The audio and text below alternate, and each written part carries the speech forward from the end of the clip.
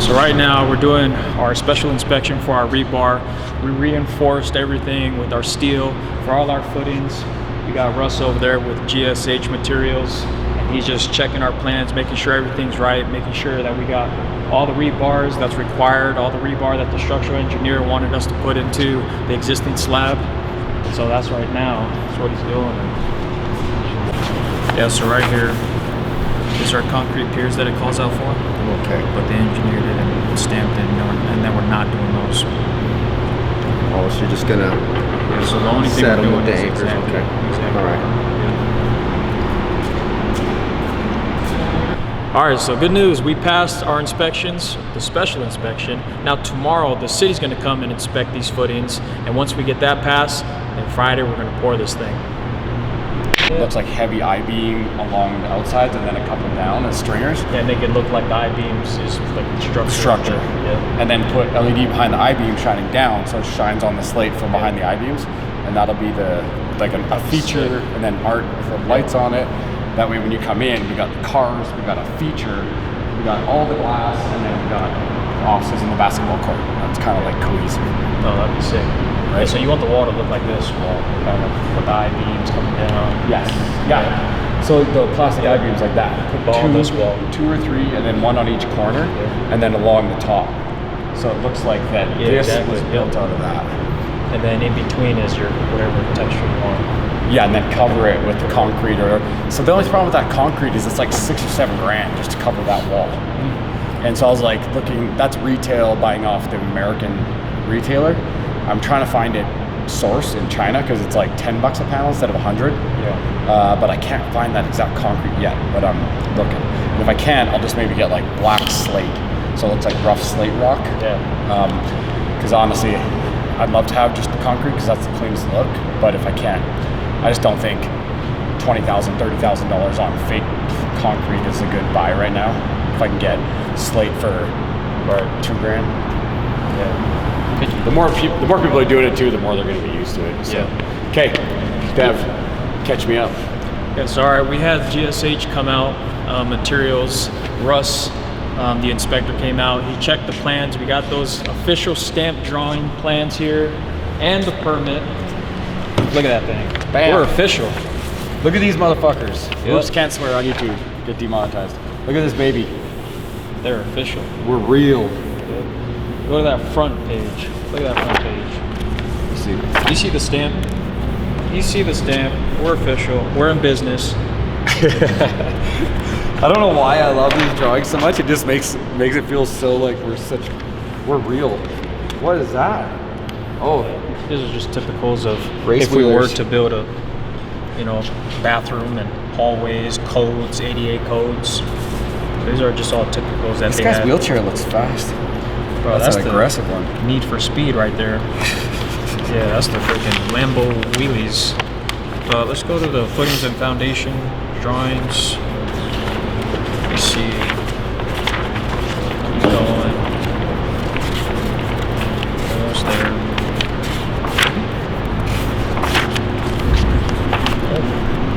This shows you Right there. how real we are. Like these aren't just like pictures of a building we would like to have. These are engineered, permitted, legit construction drawings. This is what this dude is building right now. I didn't know how expensive it would be to just get these drawings, but this is legit. These are approved. Everything is load constructed.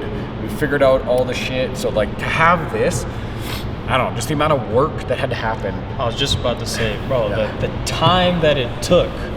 When did we first meet? The time that it took just to even get these set of drawings on this table A year. was a journey. It's 12 months. So planning, just going over, oh, I like that, I don't like that. We want it to look like this. The renderings that they did, yeah, that rendering's all right, let's do it this way. And then we finally get what we wanted, the look of it. Then they got to engineer it. Yeah. And then they said, Right, can't do how are that. we going to engineer that? Can't do that. Then Yeah. we're back to planning again. I'm like, I can't have a shark tank in the middle on the roof. Right. No, right, bro. Do you remember? So this is the building. Our original plan. So the mezz is here. Our original plan was this thing was going to be a U-shaped mezz right here. Yep. And we were just going to take half of this building for the mezz. Yep. And half of this for the garage. Yep. Look at where we're at now. Now our mezz is going this way. But that was just through the time, that whole entire 12, 14 months of just back and forth, changing stuff. Okay, hey, we can't get that U-shape. Now we got to build this mezz along this side. Are we good with that? Hey, I like that. Yeah. Re-engineer that. Get that with the city. Back and forth. And you have to be flexible with this, and that's what's been like. I've never done this before, so it's a challenge for me. I got an experienced guy like Dev here, which has been a huge help, but I had to like try to thumbnail a budget because like this is all under our own cash. We don't have investors, we don't have a big private equity fund, so you can imagine what this costs to build a building like this. These just to get drawings done is like $100,000. That give you some idea, but to get this shit done, to try to build a budget a year ago when I've never done anything like this, and I'm like, I don't know, how much is fucking wood? Never mind the building. So you just got to kind of like thumbnail it. And I knew that the money that I had to spend to do this building was far less than what it would take full retail to just like give it to someone and go build. And so the key with this stuff is like while we're doing this, I have to be involved on every fucking thing. I'm sourcing stuff. Dev and I are working together on literally like the planning, the drawing. I've talked to 10 different architectural firms. The first quotes were 7 times higher and had to work your way down. And then the key for all this is relationships, right? Like I just made a relationship with Big Builder, leveraged him and his network and got him to phone people for me and said, hey, I need you to work on this with him because this is in our neighborhood. He's a smaller guy. We can't have you ringing him out on price. And then you get those architects so that because they're beholden for these much larger projects, they're gonna pay attention to something that doesn't make them a lot of money. And then with materials, I'm phoning every supplier of every material being like, do you want to do a brand deal? Yeah. How hard? And I'm working them down like a used car. I'm like, I know that's your retail price, but bro, come on, bro to bro, get me down. And they come back with like a 30% discount. And they're like, there you go, man. You build the relationship, they're happy. And then I hit them again. I'm like, love that discount. Can you do better? Right. Yeah. So this is the process to get something that is like a $2.5 million build down to sub-million. Is that this whole process. You got to work everything, be super detailed. I know what every nail, every board, every process, every person that's coming in here, every trade. We have to set up the marketing, the business, the sales, and do all that too. But to run a business successfully, especially at startup phase when you're under like cash constraints, you have to have people you trust. A guy like Dev is like critical to this, right? Because you're now handling all the trades and that strategy you've been doing with them, right? Exactly. And so now the process, now that we got these drawings, now it's my job to make these drawings come to life. I'm getting all parties that are needing to be involved and getting them organized, facilitated, all the way from the city, all the way back to you, you know, making sure it's, hey Brett, this is our update. And so this morning, we had the footings inspection, and so the special inspector came out, looked at our drawings here. Now the drawings are very specific. It's not, I'm just looking at this, I see this footing, and the rebar is in there. He's looking at, as I can see on here, I got the legend, in our rebar schedule saying the size of the rebar, the length of the rebar, the spacing between rebar, the spacing, how high the rebar sits off the ground, the spacing that it has away from the footing itself on the outside walls. And then we have the structural engineer that said, hey, I want extra rebar dowels inside the existing slab. And that spacing is 18 inches on center, 6 inches inside the slab. And so he's checking all those things. He's looking at the emails, going from the plans, back and forth from here to all our footings and just making sure that it's okay per plan. This thing is right. When we build, we're not just, I was gonna say half-assed, but you can't swear on YouTube, right? Yeah, you can. We can swear. We're not getting monetized right now anyway. Right. This isn't half-assed. First 30 seconds. Yeah. Oh, yeah. Okay, yeah. Yeah, this is no half-assed build. Everything. Wait, we can do swear is after right. 30 seconds? Yeah, so it does like an initial scan, and then after that, so you'll immediately get like taken off of a bunch of lists if you swear within like the first like 30 seconds. But after 30 seconds? After that, you can swear. There's still certain words, yeah. There's words. Hold on. I know where your head's going. Yo, YouTube just cut that right now. Oh yeah, so the inspector came out, everything went good. He looked at these, looked at that, took some pictures. He's gonna send a report now, get everything updated, and then he's gonna send it to me, and then we'll send it to the city. Got that checked off. And then so typically since the city required the third party, they're going to come tomorrow and just, they're really going to go off of his report, that special inspector. Yep. And they're just going to double check that our footings are in the right spot tomorrow. Okay. And size-wise is correct for all our shear walls and all our posts. So this is what I'm learning. Like I said, I've never done any development of real estate of any kind, and I just decided it's a good idea to take on redeveloping an 80-year-old 10,000 square foot warehouse. Because why not? Myself. But yeah, because fucking why not? It can't be that hard. Just a building. Yep. This was the first set of humblance. That's a word. When you get humbled, Humblance. it's humblance, divine humblance. The first divine humblance I experienced was just make the drawings. And I called the architects. I'm like, it's not that hard. We're just putting a mezzanine in and some shit. Like, just give me that. Draw that and put it on there. I, for some reason, didn't calculate in my brain that every single nail with every board that goes into every wall, at what height, at what depth, matters for lateral load, matters for tension, matters on the roof structure, matters off this. Every outlet at each thing, does that meet to code? Are you ADA compliant? Have you done your compaction test for soil? Have you got, does this building, how do you heat and cool a building that has multiple spaces? Can you use evaporative on here? Oh, that's gonna compete and it's gonna have a tough time bringing hot air down. It's wild. And so there's a little part of me that's kind of like, you know how when Elon was gonna make SpaceX? Yeah. He went to the Russians and tried to buy a rocket from them, or an engine, and he's like, these are terrible engines, and I can't I'm just gonna figure out how to build rockets. And he had never done that before. And he's like, but I can figure it out if I just figure it out. That's obviously, I'm as brilliant as that, but I'm like, that's the process that I love about this, because it's like, you really can, and I hope this is what people take from this. I've never done any of this shit, and for most people, you'd be like, well, I can't do that, because look at this. But it's just pretty logical. It's basic shit. It's a lot of basic shit. But if you just figure out, okay, I need to know this before I can have a media company, before I can have my dream of multiple locations, and I get too far out ahead of myself, for the creator, founder, business owners, is we tend to do this. I did it before. We get our big picture, and then we're like, hey, I'm the big picture guy. And then you forget about the details in here, and you don't learn about this. And then you're $2 million over budget, everything's fucked, and your business fails. So even though I have this dream of making Brand House as a thing that replaces basically all outside marketing agencies across the US, multiple big warehouses, one in Scottsdale next, one in New York next, one after this, we build out this big scale I have in my mind. My mentor, who's our partner in this, Toby, our big oil and gas guy, he just said, get your big vision, put it down, communicate that, do that for marketing. I need you to pull it back and focus on details.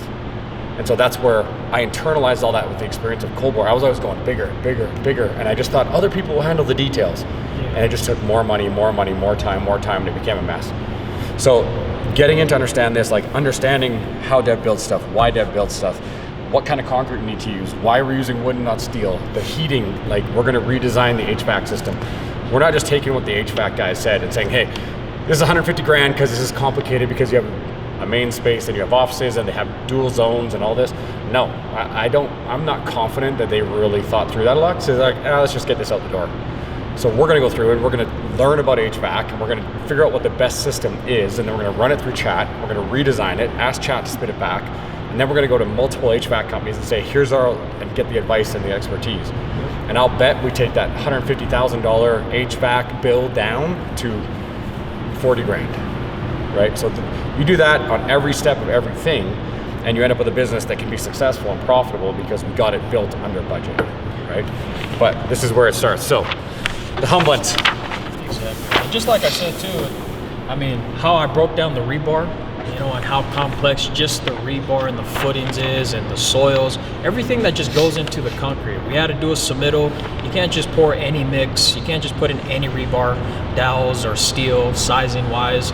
There's specifics. The plans are complicated, but it's really simple if you just read it. There's a lot of back and forth references, but if you just follow the plans, it'll tell you everything, like you said, the nails, right? When it comes to framing. As we go along this, since we're obviously in the concrete phase right now, it's very complex. We'll learn about concrete, right? We'll see how complex just this is in itself, right? Because again, I sent the submittal, right? And the submittal is, hey, go to the supplier, right? And make sure that this is the right mix that we need to have on site when the truck pulls up. Yeah. Okay. Then they go get the submittal, send it to me. I send it to the engineer. The engineer stamps it, says yes, that's the one. I send it back, flows back, and then now the truck comes with the right, with the right pour, with the right mixture. Because this is load-bearing concrete now, right? Exactly. So that's why we have these holes, footings. Like this is going to be supporting a mezzanine. So we had to pour. That's old concrete. The building owner had to pour this one. There was a lot of like just logistical organization to figure out how to do what when to stay on time, because with construction there's this flow, like this critical path where if this doesn't get done, then this guy can't do that, then we can't do that. And so Dev has been doing an amazing job and working with Blazer to say, hey, pour this now. And they're like, well, we'll wait. And I'm like, no, we'll get the insulation done this week. You pour that, we'll get inspections, we'll rebar, we'll pour, we'll build. And if you don't have somebody like Dev that is so on top of that critical path juggling, then your shit will be an extra year to get it done. Because people, with the construction thing, one company doesn't really care what the other company's doing. They just tell you when to be there. And unless you get a guy like Dev that really gives a shit about the project, like the GC that really honestly gives a shit, he's gonna say, okay, great, this and this just happened, they're gonna be waiting on them. Be like, no, you guys get in here and do that. I'm gonna switch the whole schedule. I'm gonna move this around. You're gonna go, you come, you come, you come. Exactly. That's where the GC that gives a shit matters. And a lot of people don't understand what a GC actually does. You know, it's like you said, you know, as subcontractors, they're just waiting to do their job, their specific scope of work. Now, when is that, right? Who's in charge of telling them when that time is, right? And so as a general, my job is to make sure that, hey, you know, I got them on the schedule, I let them know time in advance. There's so many moving parts that has to take place just to get one phase done, right? But then I can't just focus on one phase and then move to the next. While I'm building one phase, I'm already working the next phase, you know, so that when that one phase is done, it's transition, smooth transition. Second phase, the mezz is going. While the mezz is being built, I got the sheetrock guys ready to go, backing up him, you know. And then while one guy starts, the next guy starts. Then when they finish, the next guy finishes, right? But there's one guy that's in charge facilitating the entire thing, right? While they're building, we're inspecting, right? That's even a whole nother thing. Right. Your GC is your most important guy there. I've heard that people try to do stuff without their GC because they're like, I can do this. Like, you are crazy. It's like, I'm going to do my own surgery because I don't want to pay a doctor, and I kind of know how to do this shit. You're fucked. And then what happens when the unforeseen things happen, right? And that's another thing as a GC is, with the experience, we can see, hey, so this is going to come up. This is going to happen. So now we're hitting it before it happens, right? Hey, we're going to switch this thing up. And then you get guys that question, well, why are we gonna? Don't worry about it, okay? Don't worry about it, sweetheart. Don't worry about it. My story about the push? I'll tell a story. Okay, so I got a story about the oil rigs, one of my favorite. I told Dev this story. When I first started on the oil rigs, it is the roughest, hardest dudes, and they want to make it suck for you. So I know all you softy plebs out there that have had office jobs your whole life, you won't understand this. But when you get to the oil rigs, it's a badge of honor, the guys that have been out there and made it. So it's like military. Think of Hell Week if you ever heard of military. They'll put you through it. No eating, no stopping. They take your food away. It's minus 40. You got wet gloves. You want to change them? Tough shit. Freeze your fingers. And you're like, well, I just want warm gloves so I'm comfortable. They're not like, ooh, good, go get comfortable. Like, sit there and freeze. And I'm like, man, these guys are fucking rough out here. I was like sad about it. I'm like, this is crazy. I don't want to work out here. And so there's a thing called a cellar where they dig a hole in the ground, and where we set the initial pipe. They got to weld on this bowl with these bolts. So when the next drilling rig comes in to drill the rest of the well, you have to bolt these bowls together with these big bolts. And it's down in this hole in the wintertime, full of muddy water, sawdust, oil, grease. It's terrible. But you got to get in there and you got to put these bolts together, and there's like 30 of them, and they got to be nippled up tight because that's all the pressure is going to be running through there while you're drilling. And so I'm in there, being the lease hand, doing the shit that I do, the worst work on the whole rig, and I'm doing these bolts by hand, and my push is standing beside me. The push is the boss, and he's got his gum boots on the wrong feet because he's an alcoholic. He's just in his shack drinking all the time. He has his coffee mug full of whiskey. He's always walking around. And he's watching me nipple this thing up, standing there with his boots on the wrong feet. And I'm like, Mike, this is stupid that I'm using these wrenches to do this. Like, let me go get a ratchet. I'll get a socket. Like, I got a better way to do this. And he's just looking at me. He's like, hey, listen, I'll do the thinking. You do the working. Good. And he left. Simple as that. Simple as that. I remember watching him walk away. I'm like, what the fuck? I'm like, you motherfucker. But it hit me in that second. I'm like, oh, I'm new here. I haven't earned any respect. I'm gotta shut my mouth and do the hard work. The point isn't to get it done as efficiently as possible. The point is to show him I can shut my mouth and do what he's asking, to be a team player, to get it done, and not have a fucking ego. All of that hit me in that 3 seconds from the opposite gumboot guy. Life lesson learned. Right, forever too. Forever. Sticks with me now. Hey. Hey, I'll do the Respect. thinking. You do the working. Right. Done. Do what you're supposed to do. Right? Shut the fuck up and do your job. That's it. Yeah. Yeah. There's too many people trying to do other people's jobs. Hey. Complaining, thinking about your like, job. just shut up and do it. I actually had to work that out of me a bit because when I started building Cobalt, I was a little rough. And so imagine now you have a big company, and in your company you have like 40 software developers.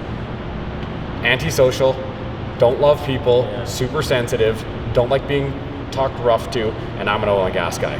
That does not work.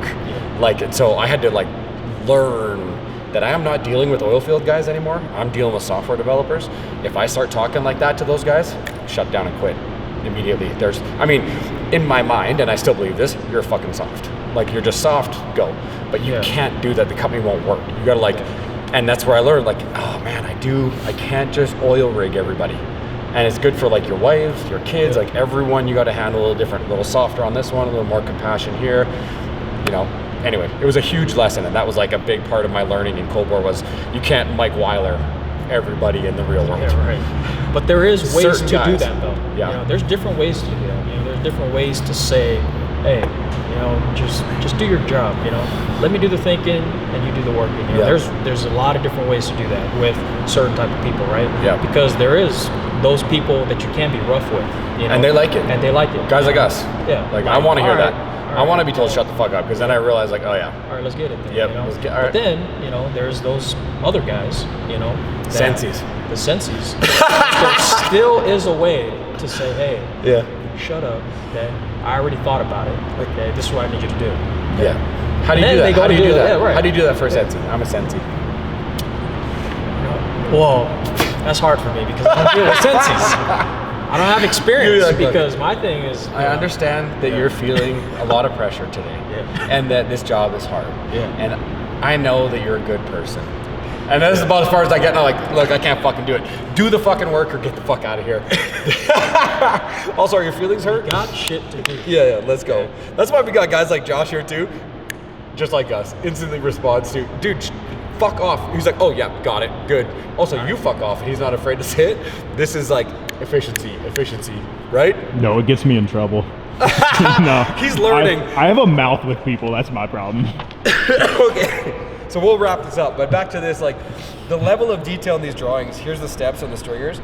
They got the the size and the depths of the bolts that are going into the bottom of the step for the proper tension, weight rating, and then how they're mounted into the ground with the like 1 3/4 inch, 3 3/4 inch space, not to extend past 12 inches. Think about every fucking bolt in this building had to be drawn out and thought to be cohesive to pass code before. That's what I just was way too inexperienced on. I'm like, Very detailed. very detailed. The straps, the hangers, the nails. People just think, oh yeah, I'm gonna just go buy some nails and then, you know, hammer it into the wood. No. Yeah. There's a specific nail, the length of nail, there's a specific spacing when you do nail stuff together. How many nails do they want horizontal? The spacing vertically, you know, everything is detailed, you know, and they inspect everything, you know. So we're always double checking everything, you know. So as we go through this, like I said, you know, we'll learn about the concrete, we'll see how complex that is, move to framing, see how complex that is. Move right through, but like we're talking March, April, done. So you guys will be following us. This is gonna be a lot more frequent. We're gonna document the whole process. We're gonna turn it into series where we can follow, you know, the mezzanine build out video 1, 2, 3, 4, 5, the glass video 2, 3, 4. We're gonna have the people come in and talk about it, that provide the products, brand deals, we're working all this shit. So the machine of bricks, of what it is, the brand collective is already working while we're building. That's how I got discounts on the glass, on the railings. Like, we're getting 80% discounts on raw material because we're gonna document the construction process, tie them in, pull their company in, get them on that account that's getting 1.5 million views a month right now. This whole thing is gonna be cracking. So we love you guys. Thanks for watching again. We'll see you on the next one.